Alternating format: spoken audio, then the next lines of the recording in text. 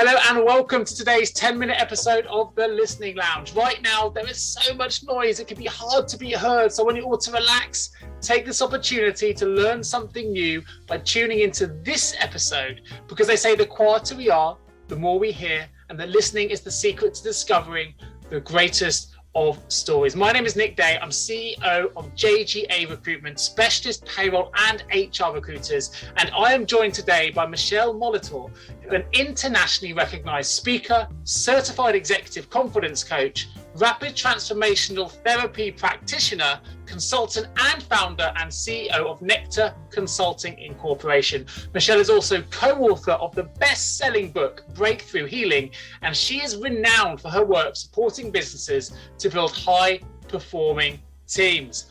Whew. Welcome, Michele Molitor, to the show. I've interviewed a number of guests that talk a lot about, maybe they've secured new, quite big profile roles post-pandemic, and outwardly they need to show confidence. They need to show an assuredness that gives real sense of confidence for the staff they're looking after. But internally, they're suffering from anxiety and imposter syndrome and other things that are affecting them internally. So what I'd love to know, what I'd love to really explore to begin with really is, what can these HR leaders do to help them overcome some of these fears and some of these anxieties, particularly when we're in such uncertain times?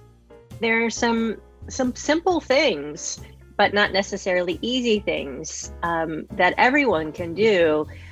First and foremost is really reconnect with your values. What are the things that are most important to you? They're like water and air to you, and how you move through your day, and how you share your gifts, how you share your talents and expertise.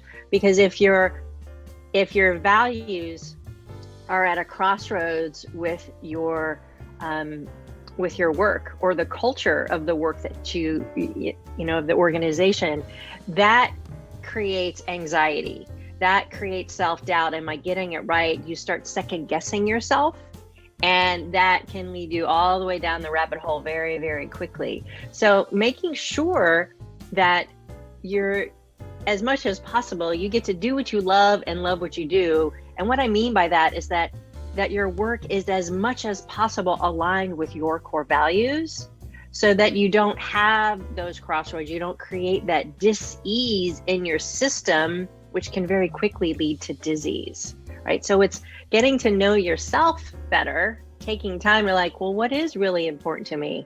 I remember when in my former career, I was a creative director in web development. I had been moved to the San Francisco Bay Area at the height of the .com boom for a hot .com startup. We were going to IPO the week I started. I thought I was going to be a millionaire. Fabulous. And the market crashed that week instead.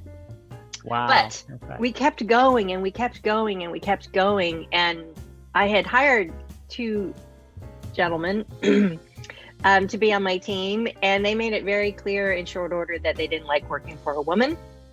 And I essentially got bullied out of my job. And that's what led me to coaching. That's what had me discover what has become my life's work. But in one of my very first coaching sessions, my coach asked me, well, what are your core values? I was like, well, that's a good question. I never thought about that before. And so it really stopped me in my tracks and had me look deep within to see, well, what is really most important to me? Making a difference, being of contribution, giving back, creativity are all super important things for me. And I could see that in my former career, there was this misalignment, right? I was, leading teams building multi-million-dollar websites that wasn't fulfilling for me. It didn't make a difference in the way that my heart and spirit was really longing to do that. And so while getting bullied out of my job was super painful, it was a wake-up call. And it really pointed me in the direction of actually doing my true life's work, which is, the coaching and the leadership that I do now. Fantastic. Well, I'm obviously totally sorry to hear about the bullying scenario, but I like the idea that you'll be able to find a positive outcome from a negative situation. I believe they do always exist. Sometimes we've got to search for them to find them, but it sounds like in this instance, you found your calling, which is coaching and you have a real skill and a real natural ability in that field, which is fantastic. I think I like what you talked about there about our core values, because we think we know our own moral compass as well, but it's very rare we actually identify what that's made up from. And actually, what are the things we think we instinctively know it, but we never actually write it down and consider it in that way. I think that links something to, you talk a lot in your writing and on your website, which I'll tell the audience about a little bit later on in the podcast, but you talk a lot about the neuroscience of success and how to master your mindset. I'm presuming that's something you really had to get to grips with when you found that calling into coaching. Can you tell us more about how people listening to this that may feel there's some resonance there with what you've mentioned, how can they master their own mindset? Well, I am secretly a science geek. And I have become a learning junkie over the last 20 years of my career. Your mind is a very powerful place, right? So when you think about our conscious awareness that we have, the curious thing is that's only like 5% of our brain power. The other 95% of your brain power is your subconscious, your unconscious mind. Wow. So everything that's ever happened to you, Nick, is all stored neatly in your subconscious programming, right? So if you had trauma of some kind, small, medium, or large, that happened to you as a child, it all is neatly stored in there. And you create these protective mechanisms to keep you safe in the world, right? There's a part of your brain called the amygdala. It's your fight, flight, or freeze mechanism in your brain. I like to call her Amy. Amy's your amygdala. Amy loves you. She just wants to keep you safe.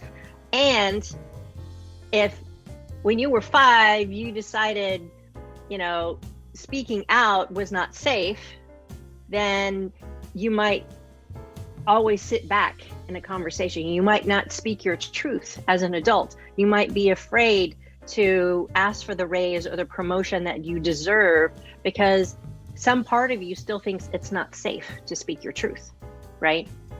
And so the good news is that you can rewire your brain, right? Our brain is malleable. Neuroplasticity tells us that, all the science around that. And so if you find yourself stuck in a pattern that you can't quite get past, there's a better way for you to be operating, but you don't quite know how to get to that new place, that is a clue that there's a subconscious program at play there that is just trying to protect you.